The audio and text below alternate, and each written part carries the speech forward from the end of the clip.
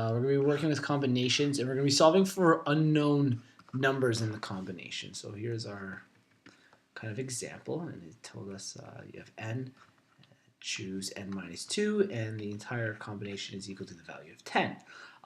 Now, your way of writing a combination here is n choose r, and it's equal to n factorial divided by n subtract r, and whatever that is, factorial times r factorial. So what we're going to do is, to start off, we're going to replace n in this equation with n, which really won't change anything, but our n minus 2 is going to replace the r in this equation, and then we're going to set the whole thing equal to 10. So I'll show you what I mean by that. So we're going to use this again. This is our formula, and because we've used n, okay, none of the actual n values are going to change. They're going to stay as n, but our r is now going to be n minus 2. So we're going to replace r with the value of n minus 2 when we rewrite this. So we would get n factorial over n minus, and I'm going to replace the value of r, okay, with n minus 2. So n minus 2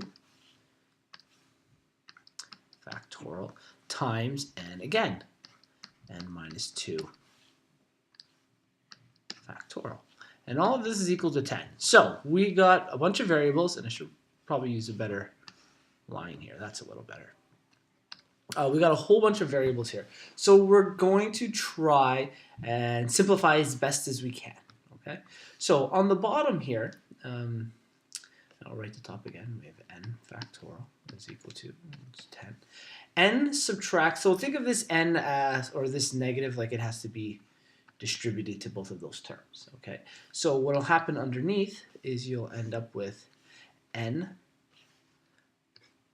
subtract n plus 2, okay, factorial, and then again n minus 2 factorial. Okay, in here n minus n cancel out, so we're left with n equals 10, and all of that is equal to 2 factorial times n minus 2 factorial here. Okay. So our factorial, what I'm going to do next is we're going to focus on, let me just highlight this in orange here, this n factorial and n minus 2 factorial. Okay, we'll leave this 2 factorial. It's technically the number 2, so there's not much we can do with that. So what I'm going to do is just do a random example. Sometimes you can do this in math to figure out a law. Let's say n happened to be the number 7. Okay, so if we had 7 factorial, which means in this case here 7 minus 2 would be 5 factorial. Okay, and we know that a factorial is 7, 6, and then 5 all the way down to 1. Okay, maybe I should move it beside it so we can see it on top. Right, these are equivalent. And the bottom would be 5 times all the way down to 1. So essentially these ideas cancel out. So we would be left with 7 times 6. Okay, so if we refer this in terms of our n's, well, n in my example was 7, okay, and 6 would be the idea of n minus 1. Okay, that would be equal to 6. So in other words, I could cancel these two things out, and what I'd be left with on top would be 7, so the n, times n minus 1, or the 6. Now, we don't actually know these are real values, but I use this idea here so we could figure out what would be left over. So if I were to essentially cancel these, what we'd be left with on top, we'd be left with, I'll write it in, is n times, and then technically our n minus 1. And the reason being is, and you know what, actually I'll write it all out. Technically we can go n times n minus 2, times n minus 3, so I'll write it all out, so maybe it'll make a little sense, minus 3, and then, you know, all the way down to the number 1. Okay, that was what n factorial would be, n times n minus 1, n minus 2, all the way to 1. We don't know what the actual value would be. And then on the bottom, we still have our 2 factorial, I'll write it out here, but on the bottom we would have n minus 2 times n minus 3, all the way down to the value of 1. This is still all equal to 10. Okay, so with that being said, I showed you the example above. What that means is we can kind of eliminate everything from here.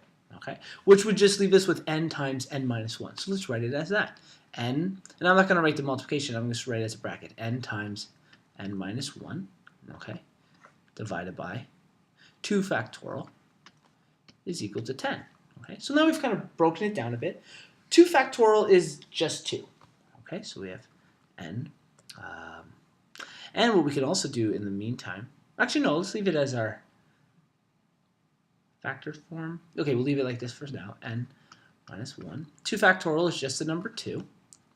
Okay, and the goal will be to isolate these n's. So if I got to bring 2 to the other side, because this is division over here, do you know what it becomes over here? Yeah, I kind of gave it away, sorry. So that would become 20, right? So we get 20, and we have n times n minus 1. Well, I can't quite do stuff with this, but if you recall, I'm going to use some distributive property. So I'm going to distribute this n. We get n squared minus n is equal to 20, okay? And I'm starting to get the looks of a quadratic. So I could probably set up a quadratic here. If I bring 20 over, n squared minus n minus 20 is equal to 0. So when it's set equal to 0, we can now factor and find values that would equal to 0. So if you remember your factoring rules, there's like a sum and product one they'll call. Because this is the value of 1, the coefficient here, we just need two numbers that multiply to negative 20. So two numbers that multiply to negative 20. And those same two numbers need to add to our middle term, which is negative 1. And I'll quickly tell you that I know what they are off the top of my head. Negative 5 and positive 4 multiply to negative 20, and negative 5 and positive 4 add to negative 1. So we get n minus 5 and n plus 4 is equal to 20. Okay. Oh, not 20. Sorry. 0. Not 20. So this is back with our quadratic stuff. Now that we've done that, we have two terms that multiply to equal 0, which means one of them must be 0. So we're going to test for both. So we're going to get two answers here. We're going to get n minus 5 is equal to 0, and we're going to get n plus 4 is equal to 0. Okay, which means n equals 5 and n equals negative 4. But with factorials or combinations, if we go back up here, we wouldn't use negative 4. You wouldn't choose negative 4 terms, so that's illogical. So this answer actually doesn't make sense, which means it only leaves us at one thing, n equaling 5. So let's test this concept. I'll do it here on the right. N was 5, we've said, so I'll kind of do it up here. We said that n, and choose n minus 2, is equal to 10. And again, another way we could have done it is just plugged values in for n. We could start with 1, 2, 3, 4. This is the algebraic way to do it. Let's test.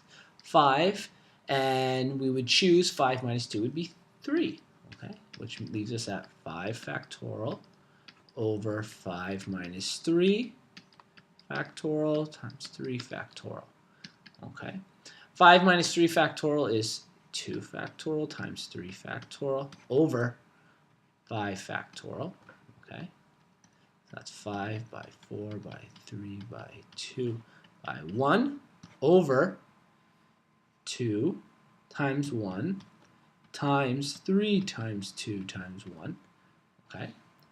We'll use a little math. We can eliminate these, which leaves us with 5 times 4 is 20 divided by 2 times 1 is 2.